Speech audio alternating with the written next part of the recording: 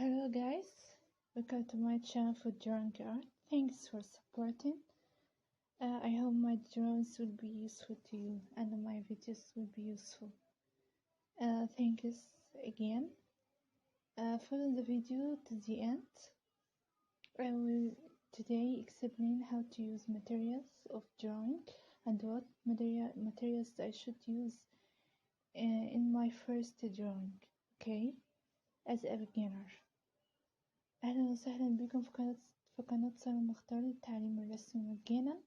شكرا لكل الناس اللي دعمتني بجد، يعني أنا بحبكم جدا، والحبة القليلين أو الكتار يعني اللي دعموني دول بجد يعني بشكرهم جدا جدا من كل قلبي. النهاردة أنا هشرح الماتيريال اللي أنا بستعملها في الرسم. طبعا في ناس كتيرة طالبة الفيديو ده ومستنياه جدا عشان تعرف ايه هو الماتيريال اللي أنا بستعملها في الرسم. بالنسبة للرسم بالرصاص، أنا عن نفسي هستعمل براند واحد بس اللي هو ايه، الستيدلر. ده شكل العلبة من برا، بجد يعني الماتيريال ديت تحفة. ستيدلر بجد يعني تفوق كل الوصف. يعني ستيدلر بالنسبة لي يعني أنا مستعملتش حاجة تانية غيرها، بس بجد يعني هي كويسة جدا، بتريحني جدا في الرسم، بتطلعي الرسم يعني بيرفكت، فأنا أنصحكم بيها. في فابر كاسل برضو أقلام رصاص، بس دي هي حلوة جدا برضو، بس ستيلر بالنسبة لي أفضل بكتير.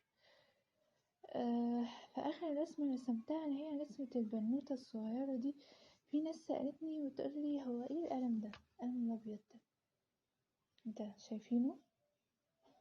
ده اسمه يا جماعة قلم تسييح رصاص. ايه فايدته؟ ان هو بيسيح لي الرصاص. يعني مثلا انا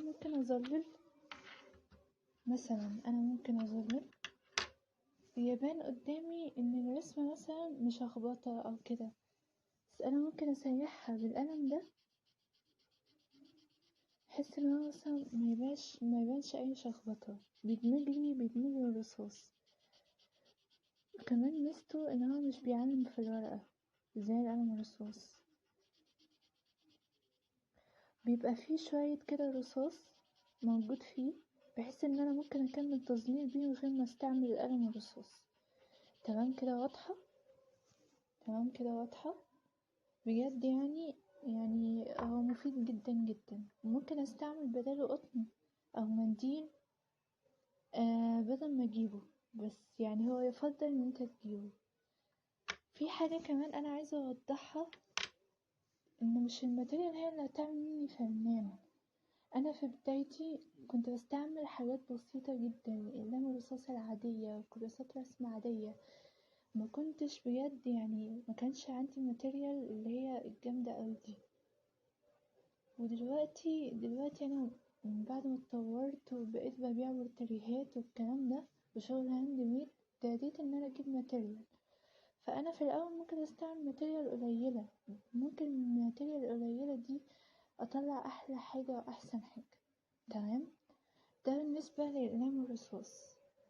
وعلى فكرة ستيدلر فيه منها فحم ورصاص. تمام، طبعا بقى بالنسبة للسكتش اللي أنا بستعملها هي سكتش كانسون. تمام، أو أي سكتش بيبقى ورقها قوي. تمام، يعني فيها جرامات كده حلوة، فاهمين؟ وأنا مش عارفة أعبر أو أشرح ازاي، بس السكتش كانسون ممتازة جدا في الرسم، وبتطوعني وأنا برسم. مش يعني ورقها مثل ان هو قوي ومش ضعيف. تمام، انا عن نفسي هسيب اسم الماتيريالز اللي انا بستعملها او اللي احنا كمبتدئين المفروض نستعملها، هسيبها في صندوق الوصف تحت.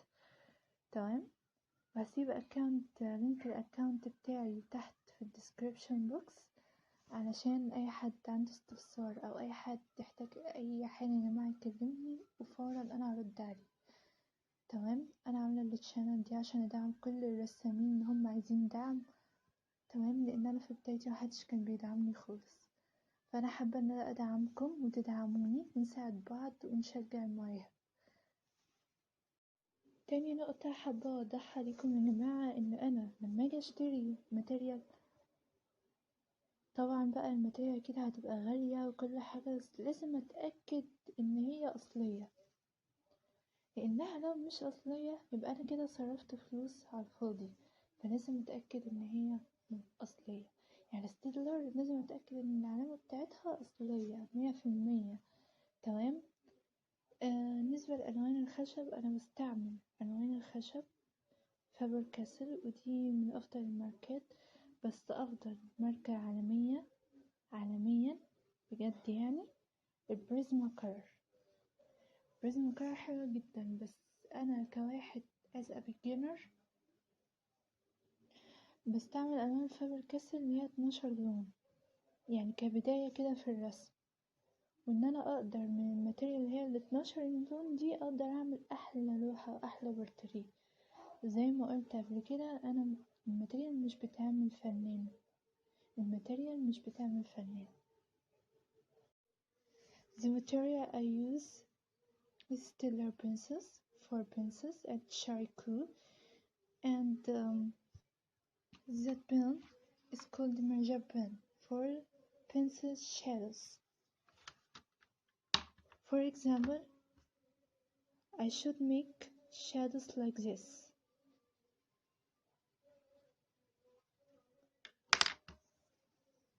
I could use that pen to merge the shadows like this.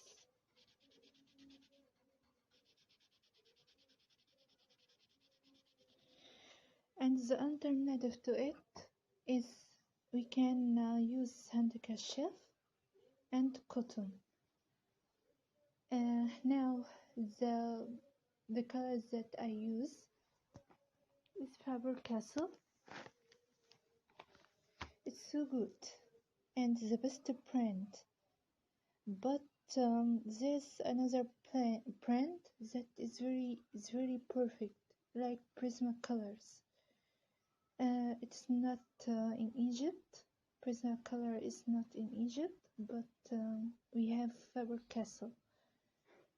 And Faber-Castell is Italy use, and we can use it in our drawings, and it's very perfect. But I should be sure that it's very original. Okay, I should be sure that my materials is original, not imitated. Okay. Thanks for watching. Just support my channel for drawing art to be shared to everyone, to every painter in the world. And I hope you support, subscribe, and like to my videos if it's really useful to you.